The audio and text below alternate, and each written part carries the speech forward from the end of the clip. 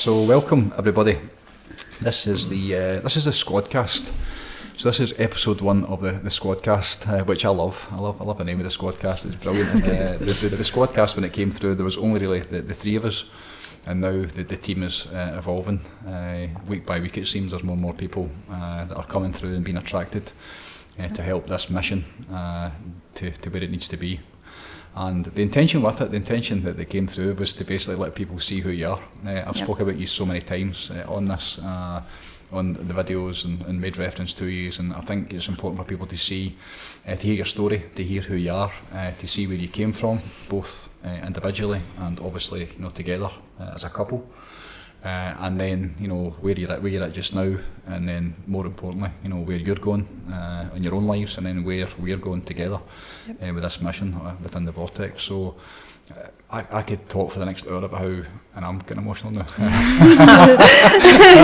how grateful I am, and just thinking back, it started last night thinking about it when we decided we're going to do this. You're not greeting as well, are you? Nah, not yet. I'm holding it together. So like thinking about how it came about, and I've got my take on that, and I'm really interested to hear your take on it. You've never ever done like a testimonial, as far as I'm aware, in terms of the whole story. And I think I'd like to capture that today, just to see how you got on about it, where you were at that time, how when you first heard the way, and then off the back of that, how you then started appearing. I've seen every time I turned a corner, you were standing. Aye, pretty much. Without even meaning it. Pretty much, you were there. So, without any further ado, this is Miss Fern. Hello. And Mr. Michael McFadyen. Just absolutely blessed to have you both here, and excited for people to get to know you and see who's behind all the work that's been happening since really kind of January time is when it really happened, and you came on side. And we got on the same side and the same team, and the highs and the lows, the ebbs and the flows, and all the tears and the snorters, and there's been a lot of that for sure. All the stuff that's been going on in between it. So I'll hand it over to you. So independently and individually, first and foremost, do you want to go ladies first, or do you want to start it off, Michael? You where did you come from? How did you your life story? How did you come to be where you are?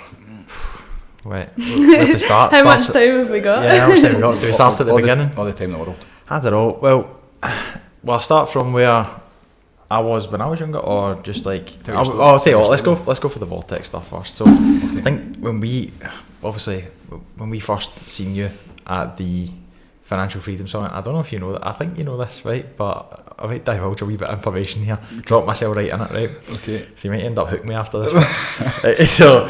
We were at the Financial Freedom Summit, and Jim was one of the speakers there, but we were me primarily, I was there to make money. So my goal was just like, I need the money, and it was like a devotion. It got to that point where I was like, no, this is what's happening, because of how unhappy I was with what I was doing. I don't know how it kind of came about, but I just kind of switched on one day thinking like, why am I going to work every day and just in this same loop and not happy about it? What were you doing at that time? What were you working on? So I was a power linesman, so it wasn't a bad job. This is the thing. I had a good job. I think this was leading up to the problems. So I was a daft wee boy. Luckily, I was a bit of a grafter, so I got a good job through an apprenticeship scheme thing. Luckily, dogged school basically. So back to school days, my mum was terrible for keeping us off, so I used to dog school. As soon as I found out I could dog school, I dog school. That was it. And it was great. But to be fair, there was a wee bit at the start where I was doing stupid stuff, but then I was actually just dogging school just to be at the road yet, because I couldn't. I think it was like anxiety. Looking back on it, it was actually social anxiety. I didn't want to be in school. It gave me the fear. So I'd like disappear to even a library and stuff and just sit for the day.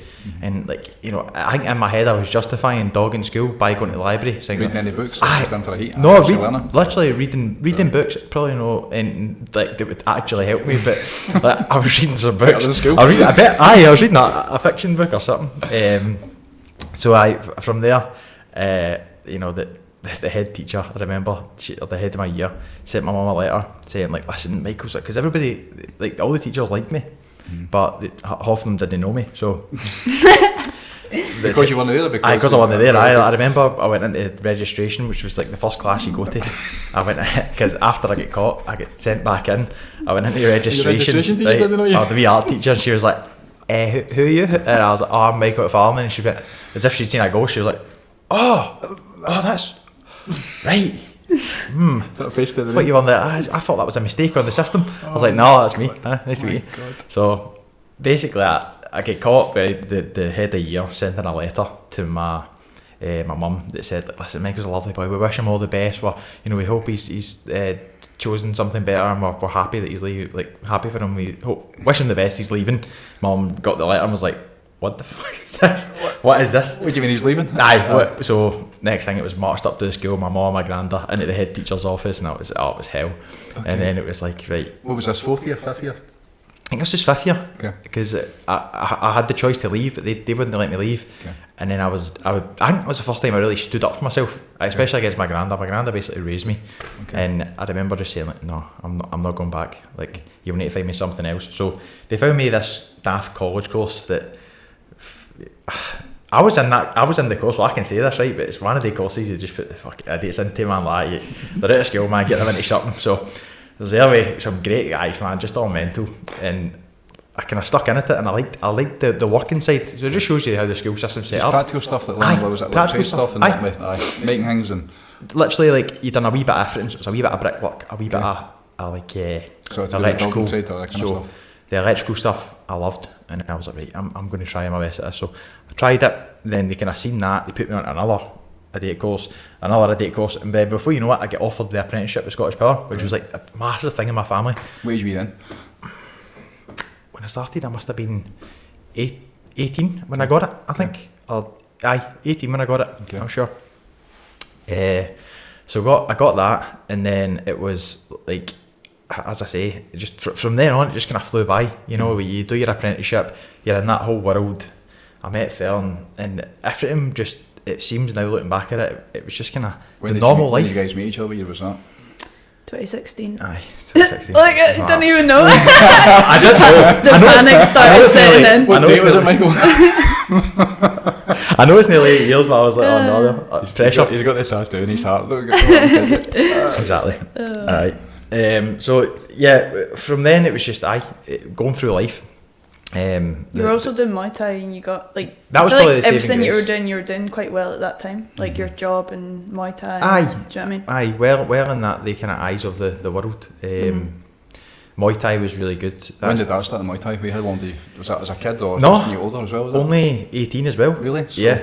And you accelerated fairly quick too. Aye, very quick. Yeah. So I remember the first time getting hit in the face, and just realising you're not made of glass. It was a great feeling. Like, right, okay. Honestly, I remember the very moment I was sparring, and I was terrified of fighting as a kid. Like, see school fights and that, I'd be a shy bag about no chance. Okay. Hate it.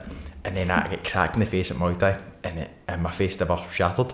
And I was like, took away the fear. Oh my god. So from then on, yeah, straight into Muay Thai. And that really was, I think Muay Thai helped me a lot when I was younger. It got me away from the drink and drugs. Off the streets, basically, of just being an idiot. Apart from when I was not fighting, and then I was an idiot. So that was the crux. Was, I would be a saint for the 2-month, 3-month fight camp, and then when I came off it, the wheels came off, and I'd like, aye. So you take your training out into the environment, like discos and nightclubs and all that kind of stuff. Aye, yeah. So it was pretty heavy, and that's where like me and Fern found some problems, because I was going out and just being an idiot and stoter. So, but going through that kind of stage is, once we started to come out of apprenticeship, make decent money, and we, got a good credit score, and nobody, I don't think there's like hardly any of my family owns a house. So when I bought my house at a young age, it was like, oh my god, Michael's doing amazing, and good job, well done, fantastic. And then we kind of done it all, and we just got to that point where it was like nice house, nice car, and you're just constantly seeking. You're like, okay, and it's a good thing. You're thinking like, okay, what's next? But it got to a dark point where I was like, is this it? Is this like life? Am I just going to be stuck here? And everybody always said like, oh, it's a job for life you've got, and you'll be there. And I just used to look about going, I can't do this. Like, see your life before your whole lives playing out. Aye, that's exactly what it was. Yeah. I seen my entire life, and it was terrifying. And I was like, so. When was that? When did you have that realisation? Do you know, not that long ago? Like maybe 2 years ago now. Was that the start of the kind of? That was the start of the business journey. Yourself in terms of doing the business and all that kind of stuff. So the working on myself never really came till I met you, really. But the business side of things was what brought me into that, and which was good, because I thought, right, there must be another way. So I seen the answer is like, okay, what I'll do is I'll start a side hustle and then I don't need to be at work all the time because I work standby. I worked like so many hours because we had to do standby, and I hated that being locked in as well. So like we had to be there at that time till that time, and it was bad. Looking back on it. You couldn't chill, like, because you were on call like nights and weekends. Like we couldn't do stuff because it was like you were stressed. Like you're waiting on that phone call basically coming in, and then you're like, oh god. And the more you overthink it, the more you play it out in your head, the worse it gets. Like it's not that bad a situation. You know, you get up and go to work, but in my head it was, you can't help the way you think, so we can, but you know what I mean. It was, you couldn't at the time, and it was like, oh, this, if I get called. And once I was out, it was okay, but it was just eating me up inside. So it was good motivation.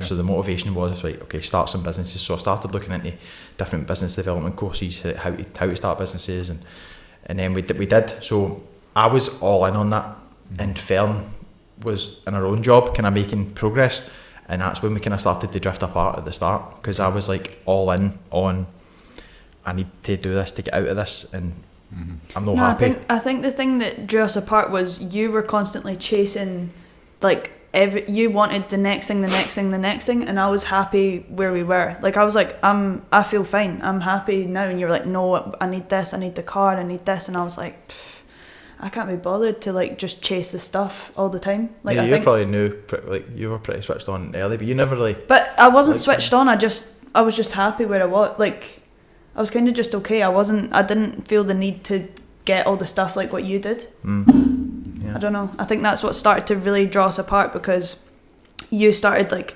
going all in on business stuff, and then I just wasn't. Like you were like, if you don't get on board with this, then like we're kind of just going to drift apart, and I was like, aye, okay. That's what happened. Yeah. Is that where you were when the Financial Freedom Summit, when you kind of came up, you were at that stage where? No, so it was just before that. It got really bad. Like me and Fern were basically finished. Like I was looking at how to sell the house up, and Fern was looking at flats, and I remember like the turning point was you'd went to London for like 4 or 5 days to go see your friends. Yeah. And then like obviously I was in the house by myself. Like when someone's away with their friends, they're like enjoying it, and then I was like at the house missing you kind of thing. Yeah. And then I remember saying like, oh, I'm so excited to come pick you up at the train station. But it was like, it was terrible all the way up to like the oh day yeah, months. I know, but that was like the turning point. Sleeping in different rooms. It was horrific even thinking about it. Yeah, It was just like horrible. when you came back, I was like, okay, I think that's it. It's finished. Like, So to pause that there before we take it further, can I ask you, Dan? So yeah, your story, where you came from, what you're all so about. funnily enough, it's kind of like the polar opposite in a way. When I met you guys, not now because I know you, and the fact you are together and how strong it is now, that's just, I mean, that's the way, that's the way it's meant to be. Yeah. But you are so different, but it's just perfect. It's the yin and the yang almost. It fits absolutely perfect. I know that is what it feels like now, but yeah, it's the complete opposite. Like I was always like really good at school, stuck in, got like straight A student, like put my effort into like every single thing that I did. And then obviously left school because I'd done so well. Everyone's just like, well, you obviously go to university, don't you? So then I just applied to a university course, got in at Glasgow Uni. So I moved from where I lived, I moved to Glasgow in 2016, and then Where did you grow up? So I grew up in a place called Dalgety Bay, which is like in Fife. So it's just quite a small little town, like nothing really that dramatic goes on. Nice so it's lovely. Like, and you grew up in East Kilbride. East Kilbride and Airdrie, so we moved about a wee bit. So like I remember, so I moved over I think September 2016, and then me and Michael met like on a night out about honestly about 10 days after I moved to Glasgow. So like I was not in the place to get into a relationship. Like I was just like living my single life being a student. And I was the whole 10 days, and then genuinely I had a fight camp. I had a fight camp coming up, so I knew that this was like my last time being out in the town, and I was like, I need a bird for this fight camp. Because fight camps as a single young man is terrible, because I had my own flat in that at the time as well. So I was like sitting and you'd be in and you'd be bored, you couldn't go out bevy, and all your pals were getting pissed, and so I was like, I need a missus. So I seen Fern like a wee angel, and I was just like, how long did I know you for? Like a month before you even replied to a text. I was like, I was just like, I kept paying you off, and I was just like, oh no, I was just living my life in Glasgow, and he just kept do you want to go out for dinner, do you want to do this? And I was like, no, sorry, I'm busy. And then he asked me to go on a first date to a wedding, which is like out of like who does that? And oh my god, that's a full nother That was story. Mary Jill's first date as well. A Was wedding? it actually? No not, way. not an organised day, but that's how we met. Was it a wedding? Oh, there you go. That's mental. There you go. But yeah, so I kind of I did really well in school, so I obviously went to uni, did well at uni, but... What was your course in uni? So my course was product design engineering, which was like a really hard course to get into, and it was like a small course. So again, I did really well at it, but I remember I hadn't really experienced much like mental health up until probably the final year of uni. Like some of my pals had like experienced depression and things in the first year, just with like stress and all of that. And I remember just being like, I can't relate to this because like I don't know, I genuinely don't know what it feels like. So I felt like I couldn't help her. And then it wasn't until like the second last year, my fourth or fifth year, because I did a master's, so it was like 5 years. I remember because it was COVID, I was literally just doing my work from the house. I was just every single day, just like anxiety, depression. Like I genuinely felt like so bad during that full last year because it was just like I wouldn't want to go to bed because I wouldn't want to wake up the next morning to do the work. I was like that much anxiety. Yeah. It was horrible. So you were together the whole your university kind of time, so you met basically. Yeah. So together and then, yeah. So we moved in maybe when I was in my third year of uni into a flat together in East Kilbride, and then when I was in my fourth or fifth year, we'd bought the house together. So it was quite like most people on my course at uni, you know, they're still in student flats, they're not buying a house. So I also felt like quite, I actually felt embarrassed to tell people that I owned a house. Like it was a weird feeling because obviously when you buy a house, you would want to be like, this is amazing, which I think was the feeling that Michael had. But I was actually like, I feel as though I shouldn't have a house right now. Kind of missed a step a wee bit and get the youth qualifications, get the job, get the money and then buy a house. It was quite strange. Like it felt like I shouldn't be at that stage yet. So then, yeah, that was the kind of first time that I experienced like really high levels of anxiety in that final year. And that was just horrible. So I just had to like get through that, and then I don't know, that sort of was a bit for me. And then how did you get through it? Just white knuckle it? I don't know, I think I just survive it. A lot of rescue remedy and pillow sprays and just trying to like get rid of the anxiety, and then I just got through it. And then it sort of just went away. I got a job, then we were just chilled again, we got dogs, we were fine. And then, as Michael said, that sort of time when everything... When was that? Like a couple of years after? Nah, something like that. Something like that. A couple of years after was that whole sort of down period. And then when Michael came back from London and I sort of thought this was over, I started doing a lot of work on myself. Like I started looking into podcasts. I started like... I remember, what was the thing? I started looking into stuff to do with like relationship, like parent. Like, and I basically... got told by someone that mine and Michael's types of personalities were like shouldn't be together because it was just this constant cycle loop of like, I think it's like attachment styles or something, where it's like anxious attachment and dismissive or something. So it was like when we had an argument, I would always be at Michael trying to make up, and I would be the one trying to say sorry and make it better, and he'd just want to go hide in a room and not speak to me for like days. So it really didn't work whenever we had an argument. That's just like every guy on the planet, isn't it? So I'm gonna face it. It was just like felt like this constant loop. Like we never resolved the arguments properly, so they always just came back up, and it was like a repeat pattern. So I found that really hard because I would just always want to like make up and make it better, and I felt like I was the one constantly saying sorry when it wasn't probably even my turn to say sorry. Like I just wanted it to be okay. So yeah, we were basically at that point where we were going to split up, and then we were supposed to be going to a wedding on the weekend of the 10th of June. Mm-hmm. So we weren't going to go to the Financial Freedom Summit because Michael had brought it up before, and I was like, no, we don't have enough money, like we're skint, we can't, because you wanted to get like the best tickets like at the front. Yeah. And then I was like, he wanted to pay for like the really expensive tickets. I was like, no. So, but then we basically just decided like, right, we're being stupid. Let's just go for the weekend. Yeah, like, well, let's just get the normal tickets and I was like really surprised because I was kind of, as I say, going down that path, and I was looking after myself and just focusing on myself really. But on the business side of things, I see myself as just like entrepreneur now. I was like, right, this is what I'm doing, and everybody at work was pissing themselves, laughing at me, and I was like, nah, this is it. But then Fern turned around and said like, no, we should go, and I was surprised. I was like, that's weird. because it was out of the blue, and I was like, well, why do you all of a sudden want to go now? And she was like, I just feel like we need to go. I feel like it's a good idea. So I was like, brilliant, cool, brilliant idea. So we booked tickets, and we left the wedding early. Never drank at the wedding. I drove home just so we could go to the Financial Freedom Summit. So when was this? Was this the? Because the story is that the way that I was supposed to speak on the Saturday. Aye. And they switched me at the last minute. Yep. To the Sunday. Yep. And you guys were not meant to be there. Or you weren't there on the Saturday? So we were there on the Saturday, right, only for the first 2 speakers. We were only there until lunchtime, and I think you were supposed to be after lunch. Wow. So we would have missed it, and then the next day we came back, and then you came on stage, and I was looking at because still on the programme it said, like on the thing, it said that you were on the Saturday, so I was like, that's the guy that was supposed to be talking yesterday, because I remember actually looking at your thing that you'd written and being quite interested in it, because it was so different to everyone else. Yeah, you are so different, and that was the funny bit I was alluding to earlier, where like, I can't wait to get to this bit. So, what's up, what is it? It's been on my chest for too long. I was a different guy back then, right? I was a different guy. There's a confession coming up, is it? So we were outside, right? We were walking in, and Fern pointed at you and goes, I think that's the guy that's talking. And I looked and I was like, he's no fucking talking on stage. There's no chance he's fucking talking. No, you were like that. Man. No, you were like, no, that hairstyle. He's no.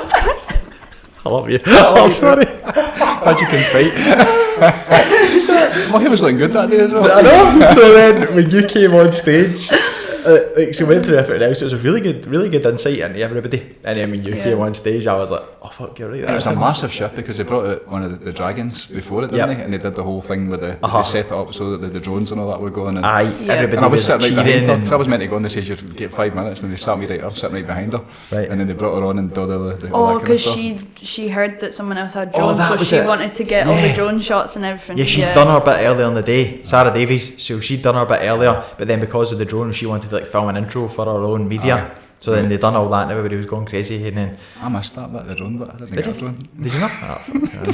And then you came on, and I just basically everybody was just like, there was some people, I could hear some people going, what the fuck is this? And then other people are crying, fucking screaming. It's like just mental, the reaction to it.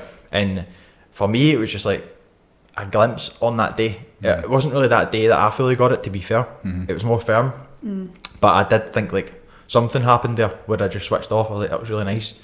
And then hearing other people speak about their experience with you, and I was like, I think we need to go see this guy. And then Fern was like, no, we definitely need to go see this guy, because Fern was in bits. Like, well, basically what happened was everyone that was there over the course of that weekend speaking was talking about business and how you get the stuff and what you do. And obviously Michael was the one who was into like this whole entrepreneur thing, and he was like probably buying into that a lot more than me.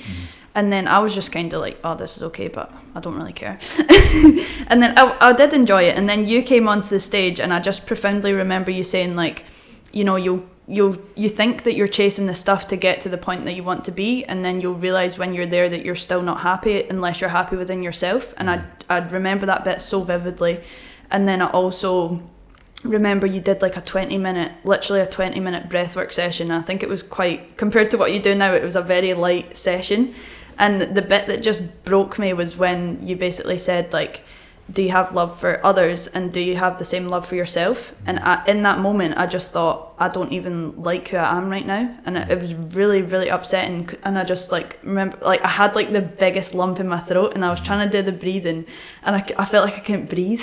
And then I just kind of carried on through it, and then it sort of eased up over time. And I think because I did cry and I did just let it out, then that was like my release in that moment. And I remember I was so like, I don't know why, I wasn't embarrassed of you. It wasn't that, no, not embarrassed of you, but when you were crying I was like, is this like a normal thing? Like why? Like, because I couldn't really see anyone else crying. There was loads of other people crying, but I couldn't really see it. So I was like, right, well, it was a room of hundreds of people, wasn't it? I was like, right, calm down, Fern. Was it? And Mark Old was in the room. He was obviously a big part of the Vortex. Then it still is, obviously.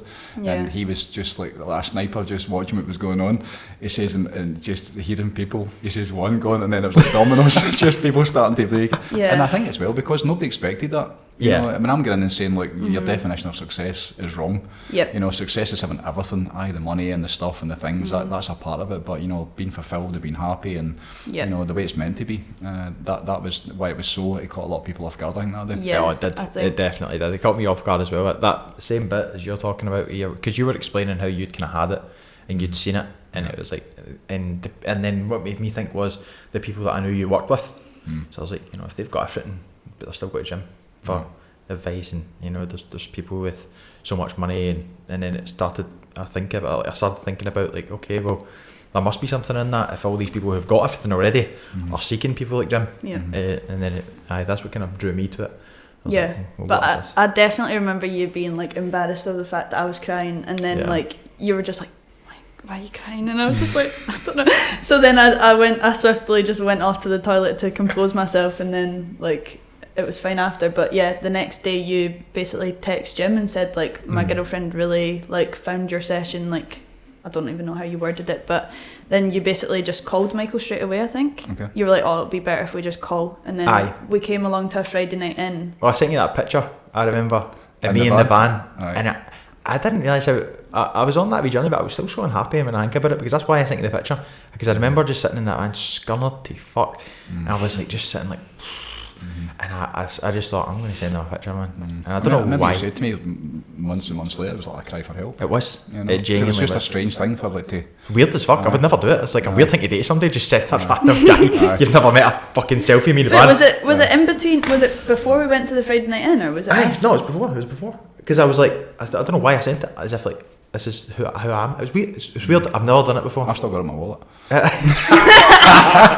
Your t-shirts made before and after. So I was just broken at that time, I think. And I vividly also remember you saying to Jim, like saying like, you don't cry.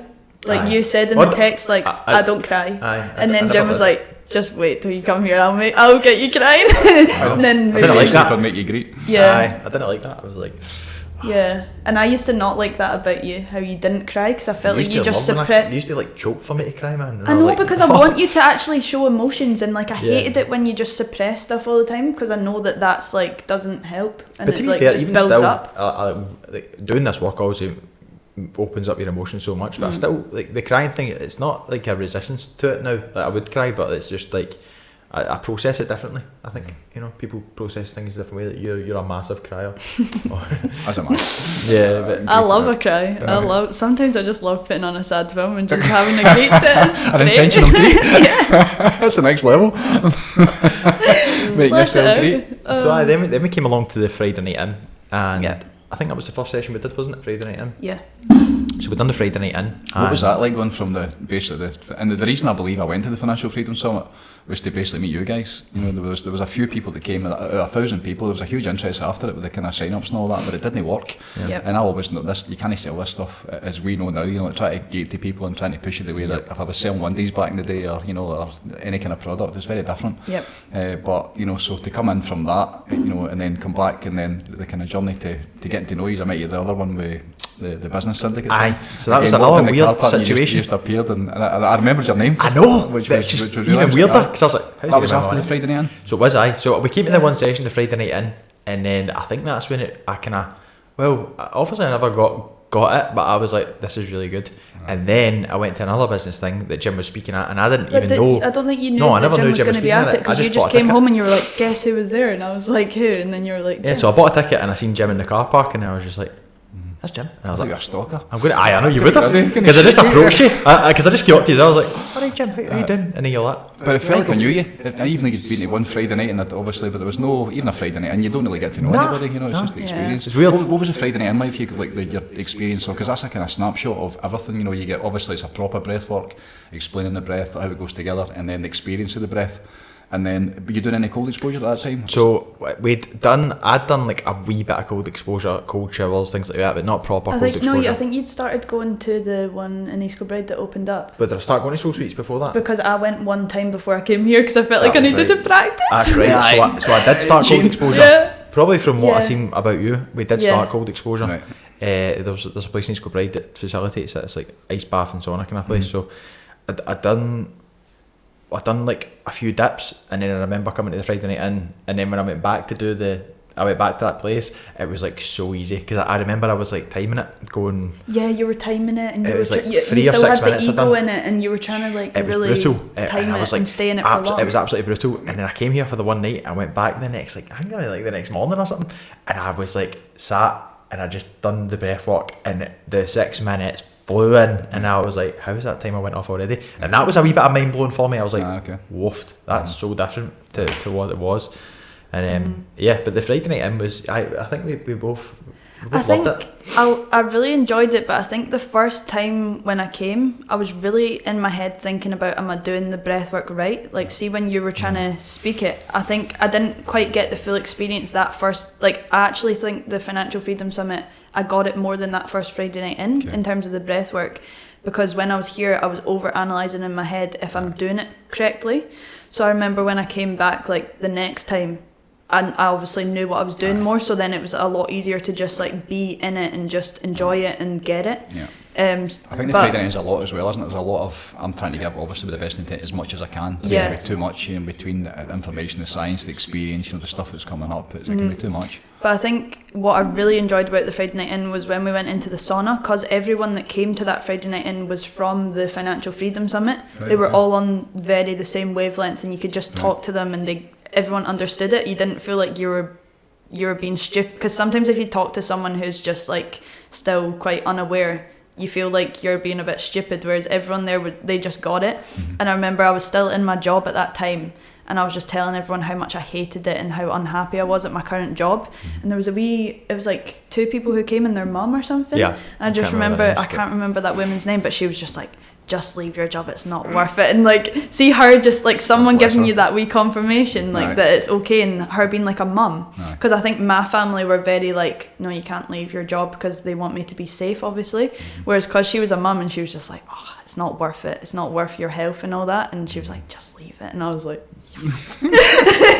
So like literally a few weeks after that Friday night in, I did quit my job. I was always telling Fern, like, because to be fair, it was more for me. I was like, please quit your job, man. I can't deal with you in the mornings and the Sunday nights anymore. It was just, what were you doing at that time? Where were you working? So I was working at a place in East Kilbride that was very close to where we lived. It was just like a electronic engineer. Like, I was working as a mechanical engineer, but it was for like a little company. So doing what you trained in, or just like pretty much, but it wasn't like what I want. It wouldn't have been what I would have thought was my dream thing. It was more like a convenience thing in a way, because it was like near the house, and I needed to go back at lunchtime for the dogs and all that kind of stuff. So it was like it was good, but it wasn't like what I would have thought I would have loved to be doing, if that makes sense. Because like the things that I was working on, I was like designing products and things, but they weren't like products that I really cared about that much. And I thought, like, I'm not really making a big impact here. Like, it's not stuff that's actually changing anyone's life. It's probably just like loads of plastic waste that's going into the world for no reason. Do you know what I mean? It's like just pointless things. And this would be like kind of the end of the summer last year. So it was around August. I think we came. So the Financial Freedom Summit was at the start of June. Then we came to the Friday night in the 30th of June, I think, and then I quit my job towards the end of August. So it was all happened within a very short space of time. Was that when the Wednesday nights down at the river were happening? Was that around about the same time, or before that, or I think because that's when we started to get to know each other. After I met you at the event through in Glasgow, the other business event, Billy Farrell's one, I met you, and then I kind of just flew into this kind of work. So I think I was going to the River Boys Club, was a thing at that time. But it was Yoga for Men. Yoga for Men, it was called. Right. So I started coming along to that, and then I just fell in love with this, because I just was leaving every Monday or every Wednesday, and I felt amazing. So I actually got into it more than you, because you were kind of working. You were literally the one that was going back, because I didn't feel like there was as much for me to come to, because the Yoga for Men was the Yoga for Men was the main one that you were coming to, and then I can't remember. I feel like I had stuff on Wednesday nights sometimes that I couldn't come. I think you did, yeah. But I can't remember what it was. And then I actually remember just seeing such a shift in you, like from when you kept coming and like getting around people that were like helping you better yourself, and the fact that you were able to talk about things that you probably like, because Michael would never have went to like therapy or anything like that, even though like you maybe could, like obviously not now, but like probably at that time like you would have benefited from like talking to someone or something. Do you know what I mean? Jesus, she needed like right. Do you know what I mean? He's no rag man. So like I think that sort of became like an alternative to that. But yeah, just being around like the other boys and like being able to speak openly I think that helped you. It was so great. Much. You weren't coming for the yoga. You were coming from like the mental benefits that you were getting. That's the thing. Yoga for Men's Union. That's exactly. What Yeah. So that's it. And it was just basically like it was like a men's club. Basically, people expressing themselves. You know, like it's all guys, just the boys. Aye. It's all building trade and just people that can't express themselves and then go. It's okay. That's why I speak. So that it makes it okay for them to speak. You know. So it was perfect. It was so good. It helped me so much. And as Fern says, I was like opening up more. And the Wednesday night though, that was the river under the tree, which is coming back soon. That was when I realised. I think after 3 or 4 weeks, it was really quiet. There was only maybe 3 or 4 coming. You were there most weeks, and there was another couple kind of coming and going. Yep. And then Murphy would be there with me, the pooch, and it was really when I saw first and foremost Murphy with you. And your energy is very much like Eve, my daughter, and I just thought, these just goodness, you know, I was really getting to know you. And Murphy was just, but she doesn't really do that, but she was just so into you. And I would find when I was doing the breathing, Murphy would be lying like right beside you. Or she would start licking my face. She would start licking your face, and I thought there's something going on here. And then for me, from my side, what you said after a wee while, you'd obviously had an idea of what I was doing. I mean, I was.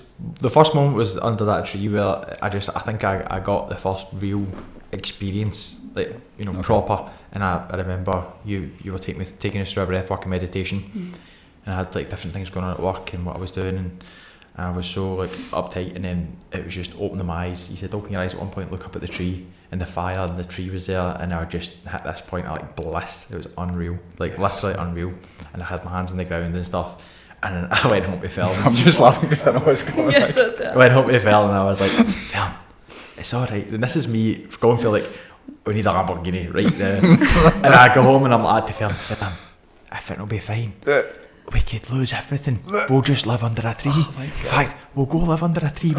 We'll be absolutely fine. Under that tree or another tree? Fuck knows what tree I was thinking about, but I was like, we'll live under a tree. And Phil was just like, I think you need to stop going to gyms, man. Fucking no, I was just like, what are you definitely on not about? living under a tree. I know. I know, but my point was everything was going to be okay. And that was the point I felt that for the first time in my life, it was such a good feeling. Amazing. Yeah. Nice. It's a great place to be. I know it's going to be fine. Aye, and I still carry that feeling. Because you just came home and hugged me for just like 5 minutes straight. Like you wouldn't let me go. Yeah. Like, and it was actually really nice because obviously like up until that point we'd been like so on and off, and that I think that kind of brought us together fully. When you came back and you just hugged me for so long. It was amazing. Yeah, it was amazing. Yeah. Just beautiful. A proper shift. Like, yeah. I think that's. I always say like the person I was before then. Like I can't even think of that guy. Like I think of him, but I just feel sorry for him, and I just like I'm like that. And it sounds quite obnoxious, but it is a different guy. Like it is actually a different guy, and I look back and I'm like, poor wee. It's a quantum shift in consciousness. That's which is a reconnection back to the self. That's what it's all about, isn't it? The people you become is just because of the environment and the stuff that's happened to us, and we put on this armoury or this mask to make our way through the survival, isn't it? And then you take all that away, you get to see who you really are. That's what the work's about for the first time, isn't it? Yeah. Aye. No, definitely. And for me, well, the kind of at the river. And I'm like, what do you do? You never even knew what we done. Didn't know what you did, you know. And I'm just like, what do you actually? You just keep appearing. Like, what do you actually do? And then you started, you know, talking a wee bit, and every single thing. So you basically came through as a direct result of me intentionally trying to attract somebody into my life. Yep. That's where I was like looking for something. Everything that you guys independently and then together as a team. Yep. That was for me to do the stuff that's happening now. I needed the right people. I had 1 or 2 like possibilities and people offering stuff. But again, they always wanted a bit of it. It was always about the money, and I was like, this needs to be the right people. And then it was when we were sitting at the river one night after we were just sitting in about the fire at the end, it heating up, and you said to me, "You're not even trying, are you?" And the minute you said that, because I always say that when I'm in full flow and it's coming through me, obviously it's no me, as you both know now, but you're inspired, you're in spirit, and you're not even trying, so it's dead easy. And the minute you said that, there was just this massive penny, again standing under that tree, this massive penny drop. It was like, they're the ones, thank you baby Jesus. they have a rhyme. You know, and then it was just like, right, okay, what do you do? What do you, let's, and I think I did a phone year, I just basically said, look, this is where I'm at. We came to the Vortex, remember? Right. Like you asked us to come to the Vortex, and you were like, right, what is it that you... Or I think you sort of knew... I had a wee call, a wee text, and then it was like, why don't you come up and I'll show you what's kind of happening. And then we came up, and I don't know. The rest of the story? The rest of the story? Aye, the rest of the story just feels like so a tornado. That was before Christmas last year, we were kind of just chatting about it. It must have been, because January we kicked off. It was either the very start of January or December, I can't remember. It was before Christmas, I think, because Was by the time we got to January time, we were up and running, more or less. It was, because mine we Oh, got on yeah, the Sean's because- tree, and we which were is like- not looking good. and we were- I know. Dehydrated. Fucking hell, man. Oh, he's not looking too good. I'm teaching him resistance in contrast. I can tell. That's where you were when you gave it. That's why I keep him like that. Your picture's underneath him. For those who can't see, I got Jim a bonsai tree for his birthday. A wee bonsai Which was tree. November last year. November, yeah, and he's still here, but he's not looking the best. He's a bit brown. It's autumn, to be fair. He's been like that all year. Well, He needs water. jeez, man. He's a wee guy. But anyway. Aye. So the decision was made to basically, do something together. Yeah, I think just because we'd experienced and seen how much of a change this had made in our lives, and we were on board, like Aye, we were 100%. Like there was no like, should we do it? Should we not? We were like, It was that whole let's- mission, comes back to that, like the mission, and that's what it was Yeah. about for us. It was like, I want to give this to people, which was then another whole chapter after, and trying to give it to people, and how difficult it was until you obviously say it is all the time, like you can't. And it's such a difficult thing that you can't give it to people, but we wanted to. So that's why Yeah. we were in. We're like, Yeah. this works. You know, when you know something works, and it's like you're so sure of it because you've done it. You're speaking from experience. The experience just to understand. You can't say it. The words are so cheap. You need to experience it. Aye, so we knew it was working. We just loved it, and that was it. We were like, we're in. Like, And then fast forward to when it really kind of kicked off in January time, where probably, for me, I'd just about finished the book, which is still almost ready to go, just about finished. And the plan for me then was to go and write the programme, because I wrote my story, which just was really to let people see who I was. And the plan was to write the programme, which is all the different things that I teach. And I thought it was going to be another probably 18 months to 2 years, still doing the one-on-one, still kind of try to scrape a living, and make my way through it, having this faith and this picture of where I'd like to take it. And then all of a sudden you guys appear. And then I was 12,000 words into the programme at the time, so I'd have been finished that by now. And the plan was to do like a Godcast. It was a podcast at the time, do a podcast, and just really take it to the world. And then when you guys come on board and the realisation of what your skill set was, everything just kind of switched completely. And then all of a sudden we kind of jumped about 10 places, and the programme, came into fruition like almost instantly, didn't it? In terms of, see, I never even thought about your perspective. Like you said that recently, and it really got me thinking. Like, you didn't even see the programme being like an online thing or anything. Nothing. That was, that's amazing to me. I know. Yeah. It's fascinating to me. Like every morning we sit in meditation. Group was like 24 on this morning. Yeah. Nobody moves, sitting in silence. To think we're now doing that 7 days a week, every single day, 5:30 every morning, and how that's became a thing, and how easy it is, and how the Godcast has came about, and how the Squadcast has came about. Yeah. It's just fascinating. Again, you get out the road and you allow it to come through you. And now I'm now looking at, right, okay, I now need to go back and finish the programme, write the programme. The programme is now online and live. I mean, how that's developed over the course of the last 7, 8, 9 months, and the progress we've made. It's been like a runaway train a lot of the time, because there's so much information and there's so much stuff, and we're trying to put it all together and working out how we can, without try to help people, which is, again, it's like you guys know that now, it's so challenging when you see something, you see literal miracles, within yourselves and within the people running about it. I hear that almost all the time, like the people they get run about it, and you see that with the team just now, they've had the experiences themselves, and then they want to try and take it to the world. But then how do we actually do that with this thing that's original to me, most of it, and it's a new product, and we're still trying to kind of work out how it goes together, can you talk a wee bit about that, how the programme came together, and what we're doing with that, and what your roles are, now, because everything that people are seeing online, it basically came through you guys, which, I'm grateful, I know a lot of people are grateful for it as well, but how did that come together? And where do you see that going, and all that kind of good stuff? Yeah, well, I was just going to say, I really remember after Friday night in, and like obviously with Michael going back a bit more to like the Wednesdays and stuff, like I just remember having this moment where I was like, what is it that Jim's actually talking about? Like, what is the programme? What's the way? Like, because you'd sort of were getting a bit more of the language and stuff, and I just still couldn't understand like what, like I would look at your posts on social media, I'd be like, this is genuinely a different language. I was like, I don't know what he's talking about, and I would be couldn't saying get all the it. time, get in the programme, But for me, the programme at the time was intentional living and getting on about it, and like you were doing, like commentating and learning just like one-on-one stuff or in the groups, and then taking it away into your life. Always assume people would come and do that and just go and learn it for themselves, but the language it's a different language. But I do remember being like fascinating and what like that almost being quite intriguing and like wanting to understand what it was. But then going to like obviously the yoga for men and like the Friday night ins, it was like quite, you couldn't do that all the time because it's quite expensive, like 70 quid for the Friday night ins and stuff, so you couldn't justify like going back all the time. And I remember we were just thinking like it would be brilliant if you could like be able to tap into this online. Like I think that's also, we heard it from a lot of people saying like that they wanted to be able to like have gym stuff on tap almost, like just up to that point there was the thing I heard all the time was people come and they go through the experience, the breath work and the meditation, and they leave and they couldn't get it anywhere. And every single time that somebody would like end it like where can I get this, and it was I was probably too shy, you know, or whatever it was that I wasn't willing to basically put it down and put it out there, you know. It was really interesting. And actually I remember the Friday night in that we came to when we were in the sauna, two of the other people were talking about how they listened to that Headspace app every single night before they went to sleep, and they were just like so scunnered by the voices that were on it. Like obviously being Scottish, like sometimes the voices just annoy you, or they you just can't get on board with it. Don't relate to it. And they were like, oh, I wish like Jim had a recording that I could listen to and stuff, and like I would much prefer that. So that kind of like sparked some of the ideas about it being online. But because of what we were doing with building our business at the time, all that we'd done. Like we had like a platform where we just saw the vision that we could build it all on, like build the course and like that sort of stuff. So it fell into place. Point. It was like all aligning at the exact right time. As always.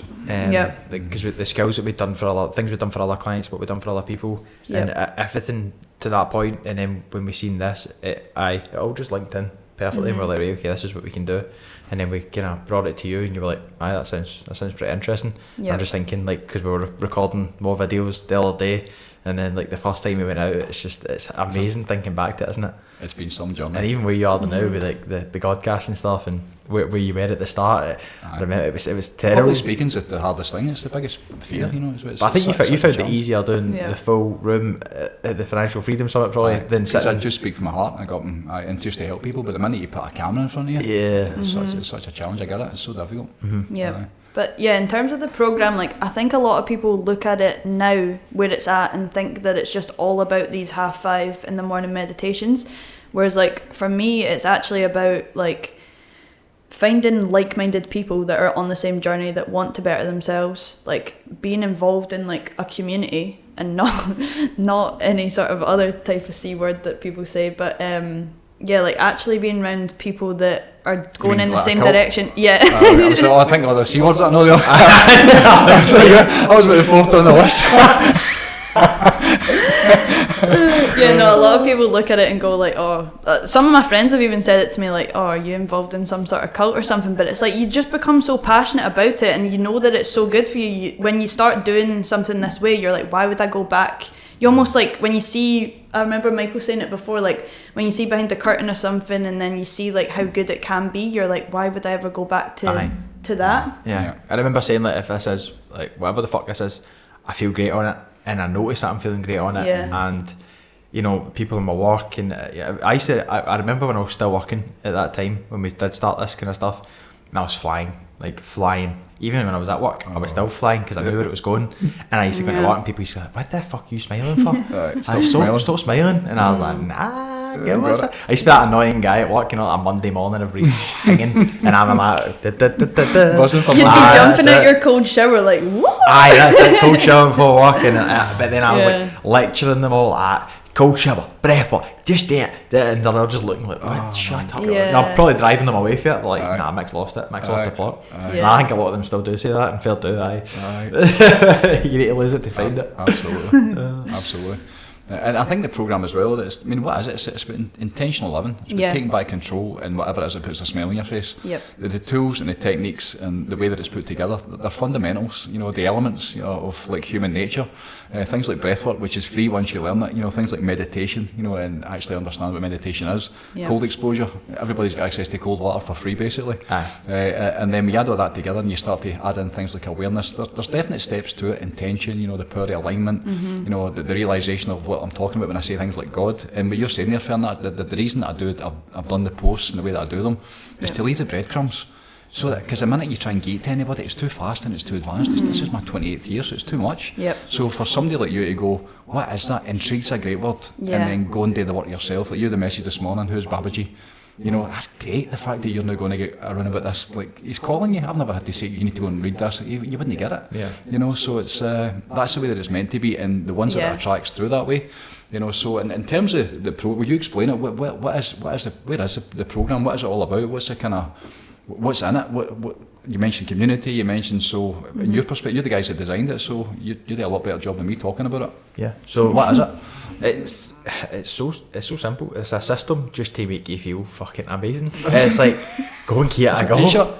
Go and give it a go. It's simple as that. It's like if you think your life's good, it'll make your life better, and it's like a guarantee. It's a guarantee if you do the things that and the things that you're teaching, and you implement these things, which isn't a lot of work, really. We shouldn't feel like work. Work's the wrong word, isn't it? We say do the work, but the work is to feel good, and look after yourself and tend to yourself and all that kind of good stuff. Aye, but even if you just take a few things from it, as you say, like even the stuff that you learn from a Friday night in and you implement that, we're helping people because you know what it's like. You can, even me still, everybody still, you can fall off the wagon very easily, and the programme is there to help you get back on it very easily and very quickly.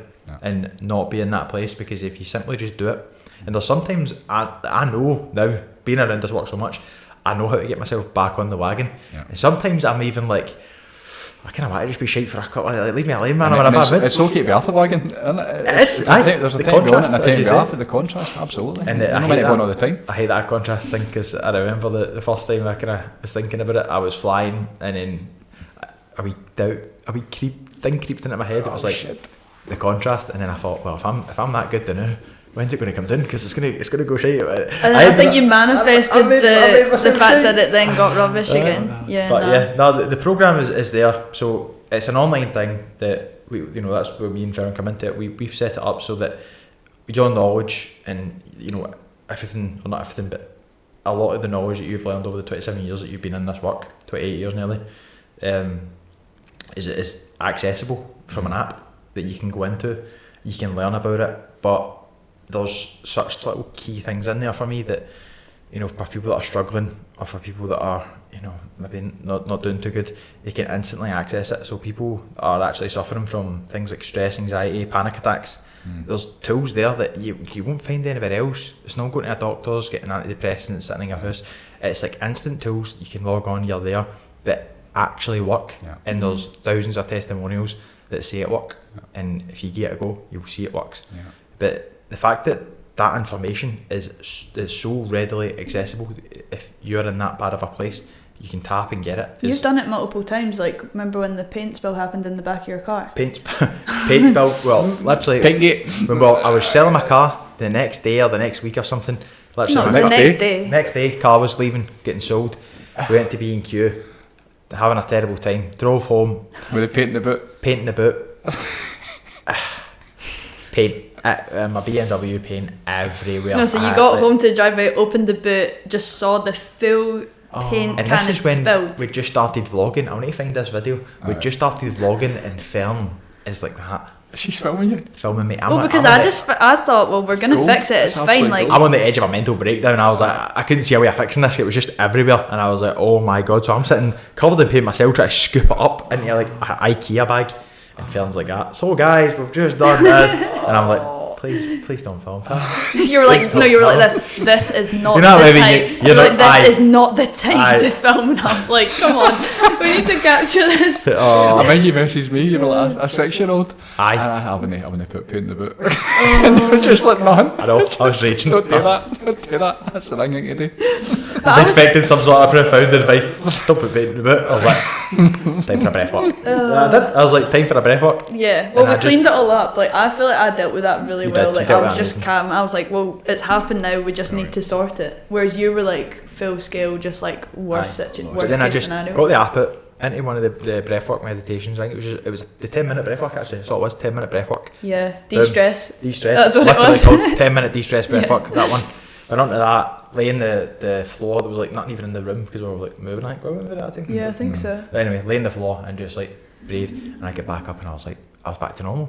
You sent a picture into the program chat and you went, "Can confirm the de-stress breathwork does work." That's official. It works. If that can bring me back to painting the boot, I was like, aye, brilliant. Yeah. And the great thing for listening to that is, like now since January time, every single time almost that I've spoke, and the amount of like hundreds of hours, I keep saying it gets up every time I know that. Yeah. You can exaggerate a wee bit because we're recording every single day. Yeah. So now there's so many breathworks and meditations that people can, as the guys are saying, the challenge is to find sift through and find which one you need. Aye. Yep. Aye, so just absolutely blessed. Well done to you both. So then, leading into, the next big development, the next stage for you guys, when you phone me up, you're going, we are literally going to be living a dream, and I'm like, I wonder what this dream is. So please explain the dream. Aye, so I mean, just going through all this stuff, and this was the biggest shock to everybody, I think, family and people online, and they're just like, you're nuts. But we were both sitting in the house, and well, that was one of the start-offs for it was when the bank just put your rate runs out, you need to renew your rate, and then they just bang hundreds of pounds on top of your mortgage. So that happened, and it kind of made me think like, that's a bit of a scam, to be honest, because I was promised, like, in my head, you think when you buy a house, that's you're safe, you're sorted, secure, just don't lose your job, you've got a wee mortgage there. But then all of a sudden, out of your control, nothing that you've influenced, nothing that you've done, nothing, they turn around and say, by the way, this year for some fucking reason interest rates are high, so you're going to get fucked for it, and here's an extra 300-400 quid. No, it was like, well, unless we fixed it, was going to be double. Yeah. It was like, we're going to double it unless you fix in for 10 years at this high rate, and you've only put 300 and 400 on top. So we were just like, this feels like a bit of a scam. Like, this isn't what was advertised. Getting held up. Yeah, and then the stuff that you start to see when you get involved in this kind of work, it just kind of opens your eyes in terms of what's going on in the UK and in the world, and you're like, right, okay. So in terms of how it's set up, how it's set up, keeping bondage and the bank system and all that kind of stuff. And that's where we were finding ourselves, was even after starting the businesses, you're still in, especially from the purchases that we made. So I had like expensive car, expensive house. Yeah, that was the biggest tie down. Like there were a lot of tie downs, because like you think you need a nice car. Like Michael's car was honestly like over £400 a month in itself. It was including fuel. It was expensive for a car. It's meant to be a bit of fun, and I hardly even drove it. And it was just an added stress. Aye, and then there was like Fern's car, and then just all the bills that all add up. Everyone gets into it though. You get well, more money. Sold, isn't it? You get more money, and then the you just get more things. BM, then you want the next one up, and before you know it, you're looking at the Lamborghinis that the boys have got, and you're going, "That's unless I get that, I'm not. There's no into that." And if you get the Lamborghini, like, what is it? Is it Ferrari next? So there's no into it. It's that figure loop, isn't it? Yeah. Yep. So we kind of realised this, and then we thought, well, also, like, being kind of stuck in East Kilbride where we were at the time, and East Kilbride's a good place, but I don't know, just the environment, like going up the shops and just people aren't they well, man, like they're not well. That's the central belt for Scotland, any town you drive through. Like, you just need to look at the people and they're not happy. They're not happy. Like you actually say hi to someone and they look at you as if like, why are you speaking to me? It's quite interesting. See, the only happy people that I really see just now is the people that are coming in. The sin that used just now. The people that, and even recently, in Lanark, the amount of. God bless them, man, the brothers and sisters that have appeared, they're so happy, they're joyful, and you look at 99% of everybody else in the high street, they're in a complete state of survival and try to make their way through day to day. And you can see it so obviously, if you just open your eyes and look. And that collective consciousness, when you're aware, as we say, the numbing effects of daily awareness, when you see what's going on about you, the challenge is to maintain your vibe and the whole world on about you, and everybody's just so, especially even when I was going into work and stuff, it was just like, people like to talk about like the bad stuff and the moans and the negativity. It's just in human nature for whatever reason. Currently it is anyway. You know, know when you're in here. Know when you're in here. Don't know. There's none of that. You know what I mean? Or like when we're out with the boys that are all flying, it's all good stuff. And when you're with your close friends as well, you'll find that like everybody's kind of happy. But when you're out and about, it just wasn't good. So we just thought, right, well, why? And at this point, I'd left my job as well. So yeah, that was that was kind of like a scary point. Yeah, because I was like, this was before we even kind of started doing what we do. I remember saying to you, like, I think I'm going to quit. You're just like, aye, go for it. And then Fern was not on board because there's that whole uncertainty. Again, like, you know, we need to make money here to pay the mortgage and pay the cars, and you know, we need to do that to afford it. And because you were on like a decent decent salary every month as well. So it's like, a safe job. Because we had all the stuff to pay, I was like, how are we just going to make that money? But my mindset was back against the wall. Like, I'd read it before, I'd seen it, and it really resonated. It was like, you know, if there's no second option, you need to make it work. And I've always made it work. But like, since I moved it when I was like just under 18.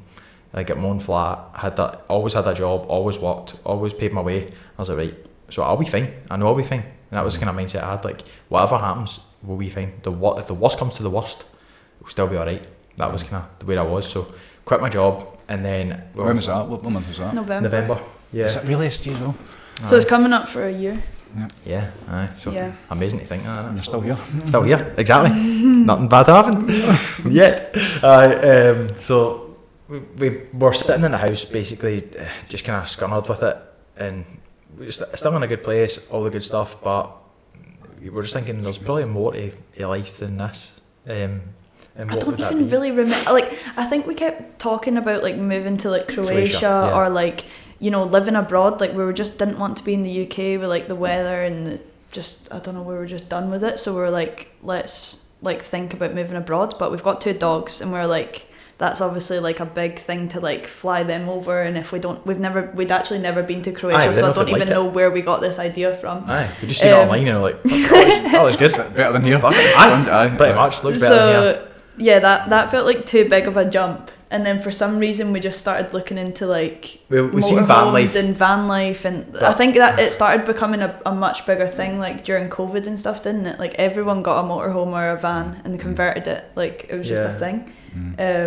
But then we started looking into it, and we always have to be extra to be honest. Like, we can't just get like the small thing or the understatement of the century.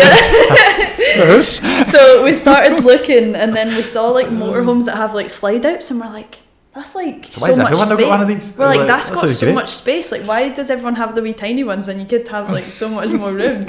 So then we just started looking into like American RVs, and it lined up perfectly. Just got like I had the license as well, so you need a class 2 basically to drive these things. You got a license for everyone. I know. The benefits of the old job. Thank you. Yeah, nothing in vain. And but yeah, I had the license for it, and we were just looking, and we went down to view it. And it all happened so fast, which is always what happens when I feel like something's meant to be. Like, we weren't questioning, should we do this, should we not? Like, I knew in my heart, even though my family were stressed, my friends, everyone else was like, what are you actually doing? I felt like I knew that, like, I knew 100% that this was the right decision, so I didn't even, because that's actually a big moment for me, is I used to ask everyone's approval.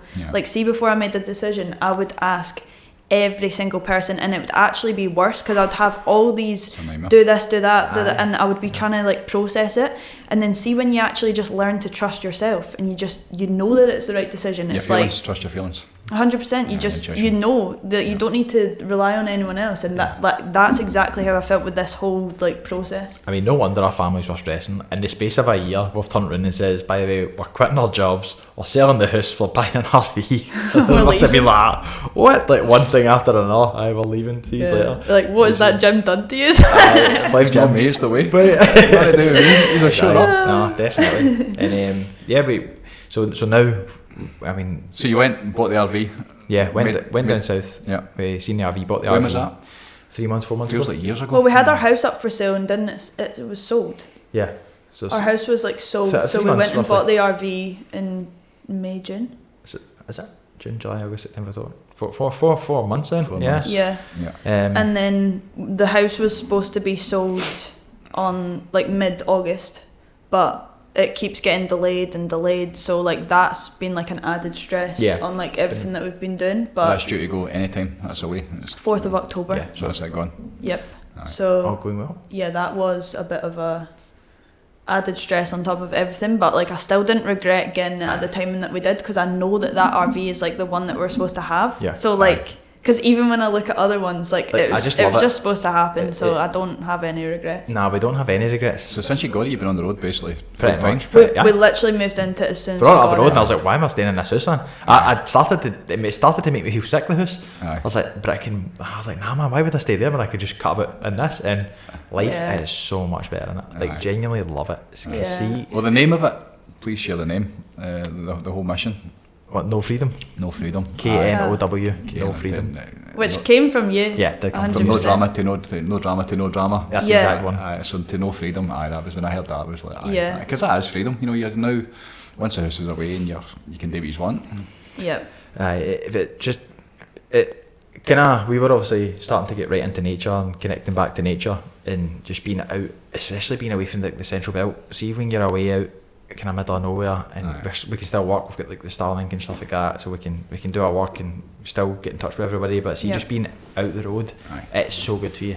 Like, unbelievably good for you. Just to be honest, enough. Oh, it is. Yeah. You know, even in the UK, we still with the weather and stuff. When you're out there, and it's just amazing. It's like, even our back garden, I never felt like I could just go outside and just like, it didn't feel like you were in. We had a do lovely you know garden. what I mean? Beautiful Yeah, we had a garden. lovely garden. I remember but, loving that garden. I wouldn't even go out there barefoot in the back garden before. It was just wasn't that nice. Whereas now you can just like go. Cut a bit like absolute Yeah. weirdo Different back hippies. garden every day. It's brilliant, man. It's so nice. Isn't it? So, and you feel it as well, like what you were saying about the collective consciousness. Like when we were down in Dumfries and we were just in the middle of nowhere, and then we drove back up and we like just started coming in towards just like Glasgow automatically area. scunnered. I was like, oh. You just feel the stress. The Erskine Bridge for me, you come back up the west coast. Aye. You just feel it coming through Dumbarton. The kind of starts like getting into the desk starts getting drawn in. The big magnetic pool pulls you in it. When you get that Erskine Bridge, you're finished. Yeah. Get the eyebrows you want to do yourself in. No offence. You know, but it's like it's the collective consciousness is huge. Yeah. And we are looking to raise that collective consciousness. And that is the mission. I think recently I've been getting like quite. I don't know if people actually know like why we're doing this, and it's just obviously they don't, because we're trying to tell them, but sometimes they just kind of listen. So why are you doing it? What's your intentions for doing it? What's your reasons? What's your why? Literally, because if everybody, or even the majority, chipped in and did a wee bit of this and lived this way, everything changes. Like literally everything changes for the better, and how you feel when you wake up every day. It's crazy to think where I was and where I am now and how I wake up. And I forget, because I've been doing it now for over a year or 2 years, a year even, over a year. You forget that other people are still in that place. You know, when we see it, obviously with people coming in, the people you speak to, and you almost, it's hard to believe. And what you're saying is it's not to sell your house and get an RV, but it's to experience your dreams. That's the whole thing, isn't it? It's like the programme and the way is to whatever it is that you're here to do. You know, to fulfil your own potential. That's the whole thing for me. So to see you guys doing that, you've got it. It's like young Andy. He doesn't. Like, he loves his job. He loves getting his work. He's doing it. Dan's as well. Like Daz, Bricky, you know, Bricky, and he loves that's the his thing. work. It's the boys, you know, and the females as well. But obviously, because I'm male, you seem to attract him. You see like Darren, how much he loves being a Bricky, and you see him meditations. He's just sitting beaming, you know, with the divine light coming through him. Whereas how long ago, you know, when you probably mentioned that to him the first time. We tried to get him around about it for ages. I tried to get him here for a while, and he just wasn't having it took for him to get to I think it's Daz has never really had a hiccup in his life, Hank, and then he did have one hiccup, and it drew him to this, and it's so good that he did, because it's always the way, man. You need to fall first. You need to. And I think a lot of people, especially even my friends, like they still kind of look in at this. Like one of my kind of close friend circles, they look at me doing this kind of stuff, and I remember one of them, Coyle, he says like, I don't know what it is you're doing, but I'm all for it. I like this, Michael. It's like, what the fuck happened to you? And it's just like, that's pretty much it. It changes you, but it's all for the better, and it's just so powerful. Wonderful. I think what you were saying there about like fulfilling your potential is like what I really like about it as well. And like since we've been sort of doing our own thing and like selling the house and getting the RV, like everyone goes like, oh, yous are so brave, like. And see, my worst fear is actually getting to like being older and looking back and thinking, why did I not do that, or what, like wanting to be healthier, like having the regrets. And like since we've been sharing what we've been up to, it's actually inspired so many more people to like take a chance or do something or question. How many's following you online now after such a short period of time? Like 7,500 on YouTube. And the links will be on this for all your the channels and how people can access and contact you and all that kind of good stuff. But it's that actually gives me so much like motivation to share it as well, because I'm like, see if you can just change one person's like how they're thinking and make them think, oh well, I could go do that, or why am I not doing this, and they actually just have a wee change in attitude, like, and that's why that what we're doing for me with is you, like so powerful. That's why what we're doing with you is so powerful, because people can access it for free. We do loads of free sessions, you know what I mean, online, and it's like sitting down at your computer at that experience on a Tuesday. The experience on a Tuesday. Sit down at that second Tuesday, and all you need to do is click a link, and it's free to access, and you don't need to do anything. You can go in, it can literally change your life. And that's the free stuff for me, you know that, and that's such a horrible business model for people that are trying to make it work. We're trying to make it work financially because of what we're going to do with the money. You know, but for the first 22, 23 years for me, it was all about just helping people for free. That was it, you know. And you're now starting to get that, you know, when you get it for yourself the way you guys have. And I think just listening to your Fern, when you take off all you strip away all the stuff that you're meant to be. And then you stop and you go, right, who the fuck am I? What do I want? You know, as opposed to what I've been programmed for the day I was born, as to what I've been taught as success is. You know, and you get in, you've saved yourself getting to the end of your life at 70 and 80 and waking up, and you maybe get how much retirement before you get sick and end up in a nursing home and full of pills, and it's like you're going to get at your age and your stage. That's the answer. It's absolutely beautiful. We see some comments coming through the YouTube, and it's like older people saying, if I was to do it again, I'd do it that way. I'd like to live how you were living, and that is so heartbreaking. I'm like, fucking hell, man, they're sitting in their old age, like actually kind of regretting their journey, and I'm like, should never be like that. And it's a big motivation when you see that. You're like, okay, to inspire others to go and fulfill their dreams. And I love when you say break the chains, and it makes so much sense. It makes so much sense to me. And everything, the addictions and the traumas, and even the Godcasting at this morning, it's all about helping people so we don't pay it forward. You know, you get to, if you had been through that normal, you'd probably, the thing for me is that you guys would have been sitting together now. But anytime I think of that, it's like, oh man, like, it's like, you know, and to think like what you are going to do together, and you know, the family and marriage, the way it's meant to be, you know, like families together, like in love, you know, like being together and spending your life together. That's how it's meant to be. No, the way that it's set up, you know, in terms of doing your own thing, and you know, it's the way is the way. There's no question about it. I know, even having the tools now to communicate, like, because being able to communicate with each other and understand each other, like, I know that we're going to be able to get through like anything that comes our way, whereas before, like, we probably would have hit something and it would have still broke, like, do you know what I mean? We couldn't communicate before, and that's like such a big thing, is like understanding each other, and like also being able to get it for yourself, because I think that's when you used to go away and try to do your own thing, and I was constantly trying to make up with you, like that, what, like, I wasn't getting it for myself, and that's when I came about your work in the programme and knowing how much you do just need to do your own thing and get it for yourself first. And I think that's so important. Like, people, cause they're not like fulfilled in themselves, or like they're not whole, they try to seek it from others, whereas like you literally need to, like, isn't it? So you need to get it for yourself first, which I could never understand when you said that, because I thought, oh, this is just so selfish. And even when Michael started coming back and being like, no, I just need to do this myself, and I was like, for God's sake.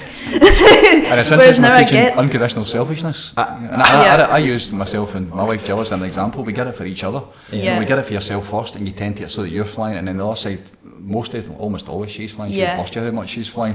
But when we meet in the middle, you know, and if I'm ever off it, she isn't interested, you know, and if she's ever off it, you're sending love and you're helping out, but if you can't allow that to take away from yourself, you know. It's all about getting it for yourself first and foremost. Such an interesting system, because you'd think it would be the opposite, you know, if someone's not feeling good, you intervene and you like try and help them and make them better, but it's like, well, just look at every mammy that you know in their 40s and their 50s who's basically gave everything away, and then the wives end up whatever they do, and they're left with nothing, you know, and the resentment, the bitterness, and what about me, and it's like they just don't know, because they don't know. And it's that ignorance, isn't it? So we're teaching a different way of doing it, the way that it's, I do believe it's meant to be, you know. So going forward, what's next? What's on? What's happening? What's the plans? constant excitement. What was it you say? Constant never expansion. Yes. Aye. I think that's the exciting thing about this and like what we're doing with the program and everything with the Vortex is like it's so like there's so much expansion that can take place as well, which is what it's not going to get to a point where it's like right, that's it done. Like it's going to just constantly expand. More people will get attracted to it. Like the goal. It's just helping as many people as we can, because there's no greater, and this sounds cheesy as fuck and it sounds like bullshit, but it's not. See, there's no greater payment than actually like the service to others, and see when people come and they give a review, or you see where someone was and where they're at now, and you're like, I played a wee part in that. It's just, and that service really important, because for many years it was service at a detriment to myself, and now everybody's like a service through inspiration. You know, when you're living your life and you're flying, and somebody asks you what you're doing, your own life is going to be your greatest teacher, isn't it? But the tools and techniques are to enable you to find what that way is for you. You know, what do you need to do to put a smile on your face every single day? And then, you know, the realisation that isn't a finish line, and as Abraham says, the better it gets, the better, and it just keeps getting better and better. Yep. That's really exciting. Brilliant. Happy days. I am absolutely blessed in so many ways for you both. You like my Waynes. I've said that I love you both like my Waynes, like my own. Great to watch you again, getting it for yourself. Blessed to have you running about the Vortex and everything you are doing. Without you both, we wouldn't be here. I know that everything we're doing is to help the world. You know, the plan is now to help heal the world, which sounds bonkers, I know that, but this way works, you know, and believe that I believe we're creating shortcuts and bridges to normalise things like what God is, what meditation is, what spirituality is, so, you know, how the breathwork's supposed to go together, how you can use cold exposure, so it becomes, again, all it's a choice. It's not for everybody, and depending on where you're coming at, you know, and as you said, it's everything gets better. It doesn't matter whether it's mental health or, you know, somebody that's suicidal, up to elite athletes and professional sportsmen. You know, if you can, I watched Rory the other day, man, God bless his soul, you know, and just and if you can get to people that are, you know, at any level, and teach them how to sleep properly and feel good and expect the best and be separate from the outcome and just do it because they love it as opposed to what they think they're going to get for it. That's what we're doing, you know, and it's just fascinating to watch, you know. So we are just forever grateful for you. I mean, this work saved my life, guaranteed. Because I had dark thoughts, genuinely dark thoughts. Like, I remember those times where I was just like, I could just drive into this wall, and it was a few times, and it was really realistic. I was like thinking about it. I was like, it was so easy. So this work literally saved my life, and you were the bridge for that to happen. So. Just forever grateful. Love you, son. Love you, brother. Love you. Yeah, you're my dad. Thank you so much. Finish my agree. I know, man. Fucking hell. Finish my agree. Hey, fucking stop.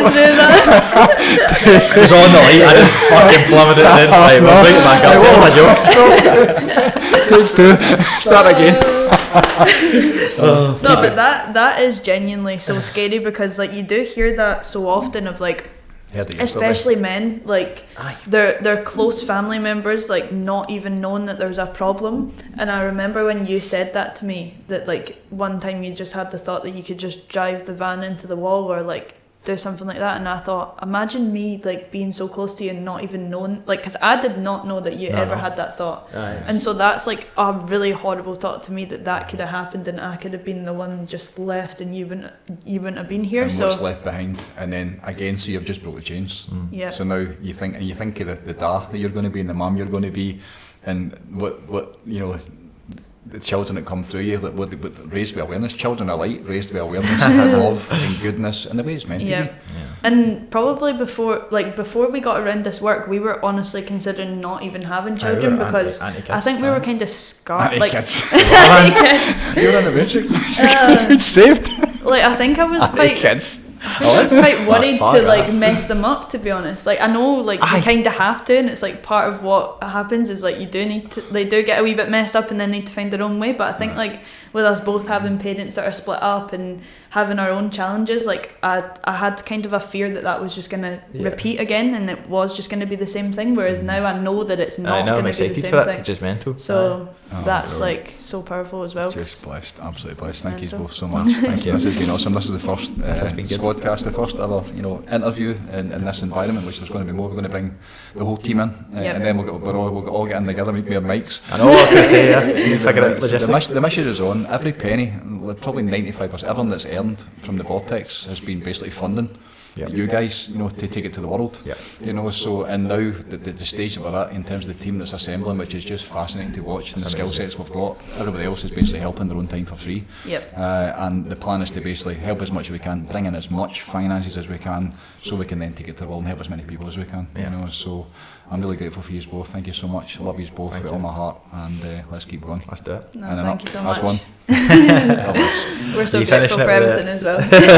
Bye for now. Bye for now. Namaste.